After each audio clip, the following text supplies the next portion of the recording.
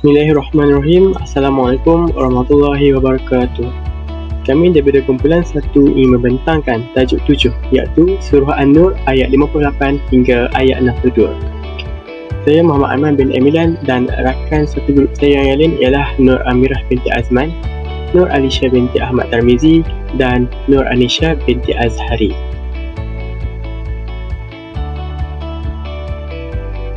An-Nur membawa maksud cahaya yang diambil dari kata Nur yang terdapat pada ayat 35. Surah An-Nur ialah surah yang ke-24 dalam Al-Quran dan terdiri daripada 64 ayat. Surah ini juga tergolong dalam surah-surah Madaniyah. Surah-surah An-Nur diturunkan bertujuan untuk mendidik manusia menjadi umat yang terbaik kerana kelahiran manusia ke muka bumi ini adalah untuk bertanggungjawab dalam menjadi khalifah di muka bumi ini. Terdapat beberapa kelebihan surah ini. Sebagai contohnya, surah ini memberikan ketenangan kepada umat Islam yang menghayati dan mengamalnya. Hal ini dapat mengelakkan umat Islam daripada berburuk sangka, tuduhan atau tumahan dan semua perkara yang menuju ke arah keburukan. Seterusnya, dalam surah ini menjelaskan tentang tanda-tanda kebesaran Allah Subhanahu Wa Taala.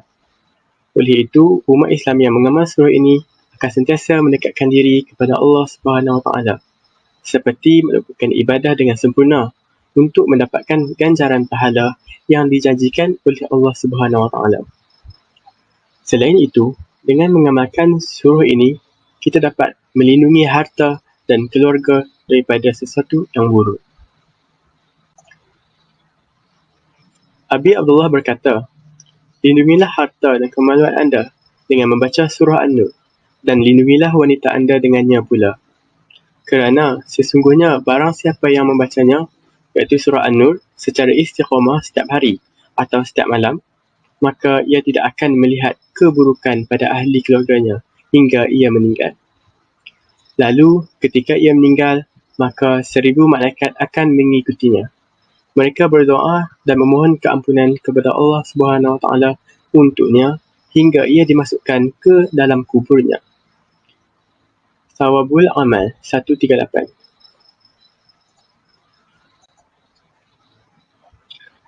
Setelah Allah SWT menyebut dalam surah sebelumnya tentang larangan zina dan larangan menghampiri zina ini, maka Allah SWT terus memulakan surah An-Nur dengan dua penegasan. Penegasan yang pertama adalah hukuman kepada orang yang melakukan zina, iaitu pada ayat kedua, yang berbunyi, perempuan yang berzina dan lelaki yang berzina, hendaklah kamu sebat setiap seorang daripada kedua-duanya 100 kali sebatan, dan janganlah kamu dipengaruhi oleh perasaan belas kasihan terhadap kedua-duanya dalam menjalankan hukum Allah Subhanahu Wa Taala. Jika benar kamu beriman kepada Allah Subhanahu Wa Taala dan hari akhirat, serta hendaklah disaksikan hukuman seksa yang dikenakan itu oleh sekumpulan daripada orang yang beriman. Hukuman kepada orang yang melakukan zina dalam ayat ini adalah disebat 100 kali.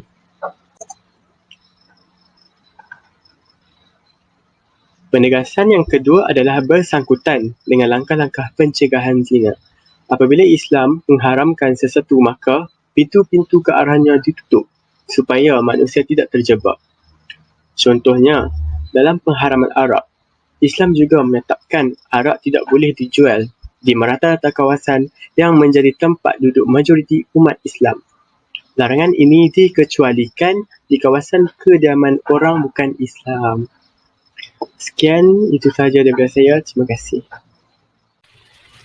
Saya Nur Anisha binti Azhari. Saya akan membentangkan intipati ayat surah An-Nur ayat 58 hingga 62. Demi menjimatkan masa, saya akan meneruskan pembentangan intipati ayat.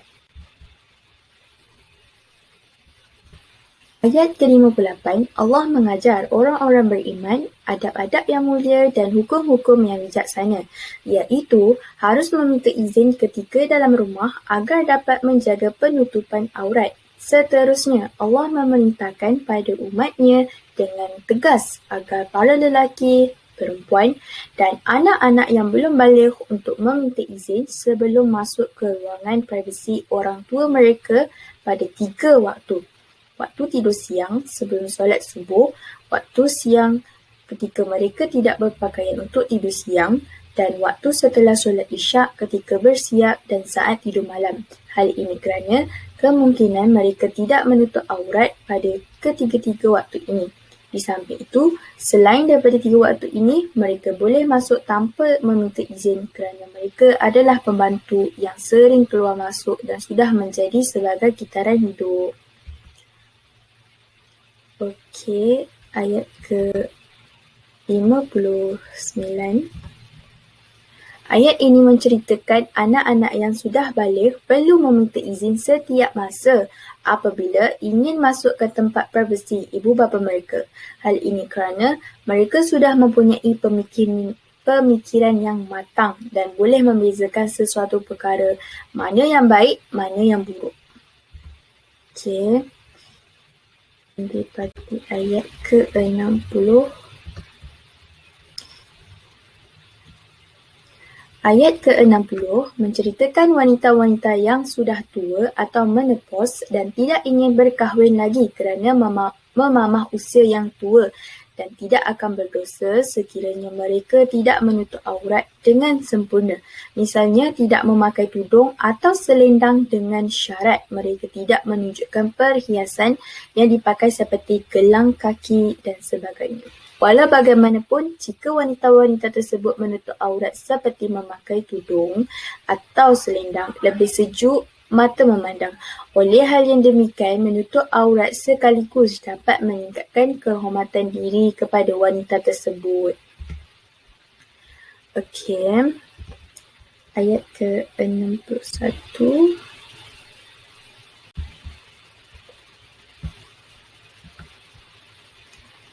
Ayat ini memberitahu tentang adab makan bersama dua golongan. Golongan yang pertama ialah makan bersama di rumah orang yang kurang keupayaan dari segi kesihatan. Golongan yang kedua ialah makan bersama di rumah sendiri, adik-beradik, bapa saudara lelaki, ibu saudara perempuan atau di rumah kawan selain itu. Ayat ini memberitahu tentang adab memberi salam sebelum masuk rumah. Intipati ayat ke-62.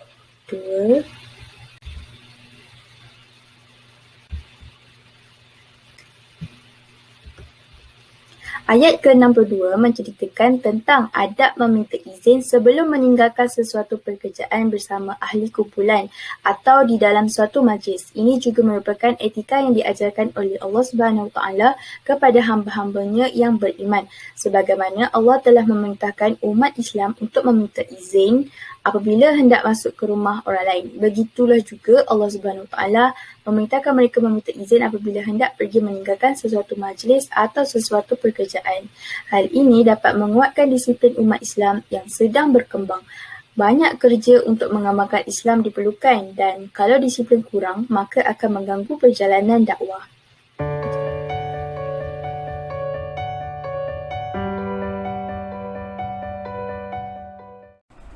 Assalamualaikum warahmatullahi wabarakatuh. Nama saya Nur Amira binti Azman dan saya akan menerangkan tentang sebab penurunan Surah An-Nur ayat 58 hingga 62. Surah An-Nur ayat 58 diturunkan atas dasar yang berpendapat bahawa anak-anak di bawah umur iaitu sebelum baligh tidak dibenarkan sama sekali melihat perkara-perkara yang belum patut dilihatnya. Hal ini kerana akan beri pengaruh besar terhadap perkembangan silsilah maupun jiwa mereka dan mungkin menimbulkan pelbagai macam penyakit jiwa. Seterusnya, ayat 59 ini diturunkan oleh Allah SWT bagi menjelaskan mengenai adab di dalam rumah bagi orang dewasa. Bagi anak-anak yang sudah baligh, Allah memerintahkan agar mereka selalu meminta izin jika mereka hendak masuk rumah atau berjumpa penghuni rumah. Izin tersebut berlaku tidak hanya pada kondisi 3 waktu yang tertera di ayat 58, tapi mereka harus izin pada setiap kondisi waktu. Jadi, jika sudah baligh, tidak boleh mereka keluar masuk rumah sukati tanpa izin. Jangan masuk jikalau belum diizinkan masuk rumah. Sebelum masuk juga haruslah kita untuk mengucapkan salam. Bagi surah An-Nur ayat 60 pula diturunkan untuk isi keringanan bagi wanita yang sudah tua, sudah terhenti dari haid dan mengandung, atau sudah tidak ada lagi keinginan untuk menikah, dan memang sudah tidak punya daya pikat lagi untuk menanggalkan pakaian mereka. Ada beberapa pendapat berkaitan menanggalkan pakaian di sini. Di antaranya, 1. Pendapat dari ulama yang menyatakan bahawa pakaian yang ditanggalkan itu merupakan pakaian lapisan pertama yang biasa dipakai wanita. Maksud dari menanggalkan pakaian di ayat itu adalah menanggalkan pakaian lapisan pertama yang dianggap agak memberatkan bagi wanita yang sudah tua. Penurunan ayat ini iaitu ayat 61 surah An-Nur mengikut riwayat Ibnu Jarir dari Az-Zuhri adalah sebagai penjelasan bahawa mereka dibolehkan untuk masuk ke dalam rumah itu dan makan setelah mengucapkan salam. Terdapat satu riwayat lain ada dikemukakan bahawa apabila datang tetamu ke rumah kaum Ansar, mereka tidak akan makan kecuali bersama tetamunya. Maka ayat ini iaitu ayat 61 surah An-Nur turun sebagai kelonggaran untuk mereka makan bersama atau sendirian. Diriwayatkan oleh Ibnu Jarir dari Ikrimah dari Abi Saltih. Terakhir sekali, penurunan ayat ini surah An-Nur ayat 62 adalah berhubung dengan peristiwa perbezaan di antara kaum mukminin dengan munafikin. Diriwayatkan oleh Ibnu Ishaq dan Al-Baihaqi di dalam kitab Ad-Dalail dari Urwah dan Muhammad bin Ka'ab Al-Qurazi dan perawi lainnya. Riwayat ini dikemukakan ketika orang-orang Quraisy menuju ke Madinah dalam peperangan Al-Ahzab dipimpin oleh Abu Sufyan. Saya Nur Alisha binti Ahmad Tarmizi dengan nombor kad matrik 2020682. Sekarang saya akan jelaskan tentang hukum hakam yang terkandung dalam surah An-Nur ayat 58 hingga 62. Hukum pertama yang terdapat dalam surah An-Nur ialah hukum meminta izin sebelum masuk ke dalam bilik ibu bapa. Terdapat dua golongan yang perlu meminta izin sebelum masuk ke dalam bilik ibu bapa. Golongan yang pertama adalah kanak-kanak yang belum baligh dan hamba sahaya ataupun dikenali sebagai pembantu rumah pada masa kini. Golongan ini wajib minta izin pada 3 waktu ini iaitu ketika sebelum solat subuh, ketika waktu tengah hari dan juga sesudah sembahyang isyak. Golongan kedua pula ialah kanak-kanak yang sudah baligh. Kanak-kanak yang sudah baligh ini wajib minta izin pada setiap waktu setiap kali mahu masuk ke dalam bilik ibu bapa. Bagaimana cara untuk mengetahui bahawa kanak-kanak itu sudah baligh? Terdapat perbezaan pendapat para ulama dalam menentukan had umur baligh seseorang kanak-kanak itu. Pendapat pertama ialah daripada Imam Syafi'i, Imam Ahmad bin Hanbal dan Muhammad Hassan Asy-Syaibani yang berpendapat bahawa kanak-kanak lelaki dan perempuan yang telah mencapai umur 15 tahun dikira sudah baligh. Mereka juga berpendapat pada adat kebiasaan yang berlaku umur baligh bagi kanak-kanak lelaki dan perempuan tidak melebihi umur 15 tahun. Pendapat kedua pula ialah daripada mazhab Hanafi yang berpendapat seorang budak lelaki tidak dikira baligh sehingga mencapai umur 18 tahun. Namun begitu, para ulama fuqaha telah bersepakat tentang umur baligh iaitu umur baligh bagi seorang budak lelaki ialah jika telah berihtilam iaitu bermimpi hingga keluar air mani. Manakala seorang budak perempuan dikira sudah baligh sekiranya telah didatangi haid atau boleh mengandung. Tidak kiralah berapa pun umur seseorang budak perempuan dan seseorang budak lelaki itu, tetapi jika seorang budak lelaki itu telah berihtilam, dia sudah dikira baligh, dan jika seseorang budak perempuan itu sudah didatangi haid, dia juga sudah dikira baligh. Seterusnya, hukum yang kedua yang terdapat dalam surah ini ialah hukum wanita tua yang menanggalkan pakaiannya. Wanita tua yang dimaksudkan di dalam surah ini ialah perempuan wanita yang sudah berumur dan telah berhenti dari haid dan mengandung serta tidak ada rasa syahwatnya lagi oleh kerana fizikalnya yang tua. Terdapat perbezaan pendapat di kalangan ulama juga mengenai makna sebenar perkataan siyab dalam ayat ke-60 surah An-Nur. Pendapat pertama ialah perkataan siyab dalam ayat ini membawa maksud al-jibab iaitu pakaian luar yang dipakai oleh wanita di atas tudung dan pakaian lain. Maka tidak berdosa bagi wanita tua untuk menanggalkan jilbab yang dipakainya. Pendapat kedua pula ialah perkataan siap dalam ayat ini membawa maksud al-qimar yang dikenali sebagai tudung oleh masyarakat zaman kini. Maka tidak berdosa bagi wanita tua untuk menanggalkan jilbab dan qimar, tudung yang dipakainya. Namun begitu, mufti berpandangan bahawa pendapat yang kuat dan tepat dalam masalah ini adalah wajib ke atas wanita yang sudah berusia untuk memakai tudung yang menutupi rambut dan kepalanya seperti wanita-wanita lain. Berdasarkan dalil-dalil daripada Al-Quran dan hadis Nabi SAW, Imam An-Nawawi rahimahullah telah berkata, adapun aurat perempuan tua, Imam Al-Ghazali menyamakan hukumnya dengan perempuan muda. Ini kerana nafsu syahwat adalah suatu perkara yang tidak dapat ditentukan dan perempuan tua masih lagi boleh jadikan tempat untuk bersenang-senang dengannya. Adapun pakaian yang dibenarkan untuk ditanggalkan oleh wanita tua yang memenuhi kriteria-kriteria di atas adalah al-jibab, iaitu pakaian luar yang dipakai oleh wanita di atas tudung dan pakaian lain. Bukannya al-qimar, iaitu tudung yang dipakai untuk menutupi rambut dan kepala seperti dakwaan sesetengah pihak. Namun begitu, akan lebih baik ataupun lebih afdal untuk seseorang wanita tua itu untuk menutup auratnya dengan sempurna.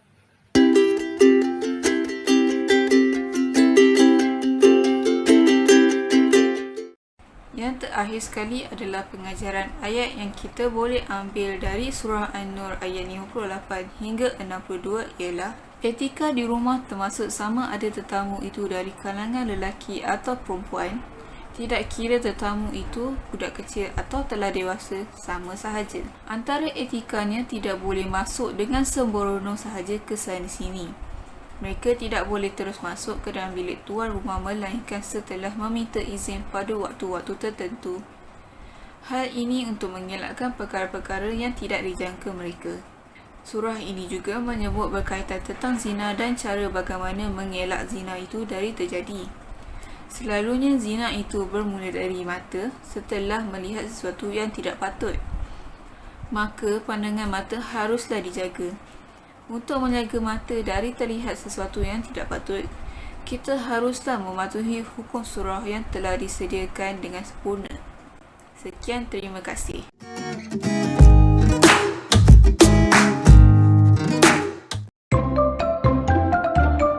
Omar dan Hana. Seronoknya berkunjung. Tak sabarnya. Assalamualaikum, Sufi. Assalamualaikum, Sufi. Omar, Hana, beri salam dan ketuk perlahan sahaja. 3 kali je tau. Oh. Jangan intai ke dalam, tunggu sahaja.